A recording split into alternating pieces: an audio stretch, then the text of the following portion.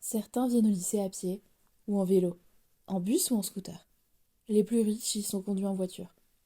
Pour Léa et moi, la seule chose qui compte, c'est qu'on y aille ensemble. Depuis l'âge de 8 ans, on fait le trajet vers l'école toutes les deux. Plus de la moitié de nos vies a démarré nos journées côte à côte. Nous n'avons pas tout de suite été amis, mais aussi loin que je me souvienne, je l'ai toujours remarqué. Ses longs cheveux châtains, son rire, sa façon surprenante de courir, quelque chose de vivant qui émane d'elle, mais aussi un calme que je n'ai pas. Au fil du temps, nous avons été copines, amies, très proches. Et le fait est qu'aujourd'hui, nous sommes comme des sœurs. C'est chez elle que j'ai passé mes premières vacances sans mes parents. C'est à elle que j'ai envoyé mon premier texto. Nous avons partagé pas mal de premières fois. Et c'est elle qui m'a consolé des peines dont je n'osais même pas parler à maman. À force, nos deux familles se sont d'ailleurs rapprochées aussi. Et on passe beaucoup de temps les uns chez les autres. Léa et moi, on se connaît parfaitement. Si on était victime d'une conspiration et que l'une de nous était remplacée par un sosie, il suffirait de quelques questions dont nous seuls connaissons les réponses pour révéler l'imposture. Qu'il s'agisse du nom du premier garçon que j'ai embrassé, des chansons qu'elle chante à tue-tête dans un sous-sol, ou de l'endroit où son père cache la clé de son sous-sol. Il n'y a que nous pour savoir et partager. Elle sait ce que j'espère le plus au monde. Nous n'avons aucun secret l'une pour l'autre, sauf sur un point. Comme elle habite plus près que moi du lycée, chaque matin je passe la chercher. On a toujours des choses à se dire. Tu sembles moins essoufflé. Et tes nausées, ça va mieux?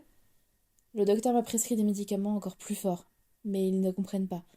Je dois passer d'autres examens en attendant. Je déguste. T'es pas enceinte au moins?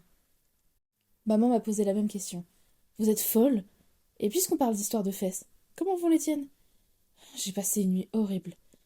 Je crois que j'ai la marque de toutes ces dents. Je sais pas comment je vais faire pour m'asseoir. L'arrivée au lycée est toujours un grand moment. J'aime cette effervescence. Tout le monde a rendez-vous. Ça roule, ça bouge, c'est brillant, ça vit. Les garçons et les filles ont fait attention à bien s'habiller. Je parie que beaucoup ont même dû passer plus de temps à se mettre en valeur qu'à faire leurs devoirs. J'adore l'idée que partout dans la ville, dans chaque maison, dans chaque appartement, chacun se prépare avant de venir. On ne le fait pas forcément avec les mêmes gestes, peut-être pas avec les mêmes méthodes ou le même résultat, mais on le fait tous dans le même but. Tout est pensé. Les cheveux sont coiffés ou décoiffés avec le même sens du détail. Les vêtements ajustés, les écharpes tombent là où il faut, et les bonnets sont souvent positionnés au millimètre. Certains sentent le parfum, souvent trop. Tout le monde met son costume avant d'entrer en scène. Chacun choisit son rôle. Séductrice ou vacancier de passage, gros dur ou rockstar, aventurier ou bimbo, premier de la classe ou gravure de mode, qui jouera quoi? Peu importe, ce qui compte, c'est que tout le monde joue. Il y a ceux qui abusent des expressions à la mode, comme autant de répliques toutes faites qu'ils casent partout, celles qui sont maquillées dans toutes les couleurs criardes ou romantiques, qui ont décidé de se protéger la gorge sous un gros pull, ou d'ouvrir leur chemisier jusqu'au nombril, malgré le froid de janvier. Une nouvelle représentation chaque jour. Face à ce show, j'ai plus souvent l'impression d'être spectatrice qu'actrice. Certains ont l'air si sûrs d'eux. Ce n'est pas mon cas. Je n'ai jamais eu confiance en moi. Je me pose tout le temps des questions. Je crois que même ça empire avec les années. Je ne sais pas si je suis jolie. Je ne sais pas ce qu'il faut faire. Je n'ai aucune idée de ce que je vais devenir. Et pire que tout, j'ignore si un jour je voudrais quelque chose aux yeux de quelqu'un. Si les doutes et les angoisses se vendaient, je serais milliardaire. Beaucoup de gens plus vieux disent qu'être jeune est vraiment formidable. Du coup, je redoute un peu la suite. Parce que si ne rien savoir, ne rien pouvoir et flipper pour tout, c'est le bonheur, qu'est-ce qui se passe après? Tout n'est quand même pas si noir, parce que je dois bien l'admettre que si les espoirs et les envies se vendaient eux aussi, alors je serais là encore super riche. Mais pour le moment, personne ne me remarque. Il n'y a que ceux qui me connaissent qui me parlent. Par contre, si une petite vieille a besoin d'une boîte de conserve sur l'étage la plus haute du supermarché, si quelqu'un est perdu dans la rue ou si un clodo a faim, vous pouvez être tranquille, c'est pour moi. Je ne cherche pourtant pas à attirer l'attention. Je préfère observer, et secrètement, en me comparant. J'essaye aussi de découvrir qui je suis. Je ne suis pas de celles qui savent, mais je pense être de celles qui sont prêtes à apprendre. Les 3 premiers boutons de mon chemisier sont ouverts sous un pull à col en V. Je n'aime pas trop me maquiller. Ma tante Margot dit un truc que je trouve malin. Plus on en met, plus il y a de chances que ça s'écroule. Et il est vrai que le soir, quand tout le monde repart du lycée, les tenues ne sont plus aussi soignées. Les chemisiers sortent des pantalons, les coiffures sont désordonnées. La journée est passée par là. C'est vrai pour tout le monde, sauf pour Vanessa. Elle, c'est une star. Je la connais depuis des années, et je ne l'ai jamais prise en défaut. Du matin au soir, on dirait qu'elle est sur un podium de défilé de mode. Vêtements top, coiffure parfaite, maquillage pro, et toujours le sourire qui va bien, le geste qui fait classe. Pas une mèche de travers, pas un ongle mal verni. Un authentique top modèle.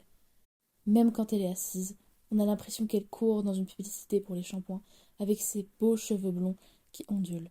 Malheureusement, elle n'est pas aussi douée pour les études que pour se faire belle. Elle a aussi un sacré problème avec les garçons, qui baffent tous devant elle. Mais en tant que fille, n'étant pour elle ni une rivale ni une critique, on s'entend plutôt bien. Ça va bientôt sonner, mais pour le moment, tout le monde s'engouffre dans le hall. Chacun s'embrasse, s'appelle, rigole et se retrouve. Dans quelques instants, au signal sonore, cette masse grouillante va se répandre dans les couloirs, les escaliers, les étages, et à peine 3 minutes plus tard, il n'y aura plus personne, à part quelques retardataires. Après le tumulte, plus de bruit, hormis le son étouffé des voix dans les classes, derrière les portes fermées. Ce matin, on commence par 1 heure de philo, avec Madame Greffion. Pas facile comme nom. Ma mère dit que l'on ne doit pas se moquer, et qu'elle n'y est pour rien. Mais quand même. Pourtant, ce n'est pas son nom le pire, c'est sa tête. Ce n'est pas qu'elle soit moche, mais je parie qu'elle se prépare sans même se regarder dans une glace. C'est peut-être un vampire, cela expliquerait qu'elle soit incapable de se voir dans un miroir. C'est sans doute pour cela que, régulièrement, ses boutons de gilet sont décalés. Ce matin, je pense qu'elle s'est plus maquillée dans un train qui déraille. Pour venir, elle est passée par la cordillère des Andes, et la voie s'est effondrée, parce que Léo et Axel ont fait sauter un pont certainement. Seule rescapée, Madame Greffion, et sa tête d'épouvantail. Trop pas de chance, lol, comme dirait Lana. En tout cas, je ne vois qu'une catastrophe pour justifier son apparence. Parce que ce n'est pas un genre de record. Ou alors, elle a croisé Zoro qui lui a fait un Z sur la tronche, parce qu'elle a donné des biscuits diététiques à des petits Mexicains affamés. Dans la classe, tout le monde rigole en douce. Je suis à 2 doigts de la prévenir qu'elle a un problème, mais je n'ose pas. Pourtant, à sa place, j'aimerais bien que quelqu'un me dise que je ressemble à un panneau de risque des verglas néo-zélandais. Les derniers ne sont même pas assis qu'elle commence déjà son cours. Elle nous parle de Descartes et de Spinoza, du libre arbitre et de déterminisme. Autant de notions qui trouvent un écho puissant en chacun de nous à 8h37 du matin. Il y a celles qui prennent des tonnes de notes sans comprendre un mot, ceux qui finissent leur maths pour le cours d'après, ceux qui regardent par la fenêtre alors que le jour se lève. Mais la majorité est focalisée sur un tract flashy que l'on nous a distribué à l'entrée au sujet de la fête pour l'anniversaire de l'établissement. Je suis à côté de Léa. À 3 tables devant, Axel dépasse. Léo est proche de la porte, prêt à bondir à couvert si l'immeuble subissait une attaque au lance-roquettes. Marie est juste devant le bureau de la prof, avec Pauline, qui a retrouvé le sourire. On rentre devant le mien, Mélissa fixe le tract. Le lycée va fêter ses 50 ans. Un demi-siècle. Même mes parents n'étaient pas nés. Par contre, je crois que certains profs étaient déjà là à l'ouverture. La purée qu'ils nous servent à la cantine aussi. Le tract annonce une grande fête, avec un spectacle musical joué par des enseignants et des élèves. Des anciens qui viendront parler de ce qu'ils sont devenus, et une boum géante. J'en frémis d'avance. Ce que sont devenus les anciens élèves, c'est bien de savoir qu'ils ont survécu, mais franchement, je ne sais pas à quoi va ressembler ce grand événement incontournable. Mais l'idée de mélanger les profs et les élèves pour une fiesta m'interpelle. Mélissa a dessiné un cœur sur le tract. Elle dessine des cœurs partout. Sur les cahiers des garçons, sur les sacs, sur les tables. Elle en est gonflante. D'habitude, Madame Greffion ne s'en rend pas compte. Mais comme le tract est fluo, c'est plus facilement repérable. J'alerte Mélissa et je me redresse. Madame Greffion reprend sa tirade. Quand le temps de l'argument n'est pas celui de l'esprit, c'est l'intérêt qui prévaut. Et l'action qui en découle ne peut être que pervertie. C'est l'essentiel pour comprendre ce courant philosophique. C'est exactement ce que je me dis tous les mardis quand je sors les poubelles.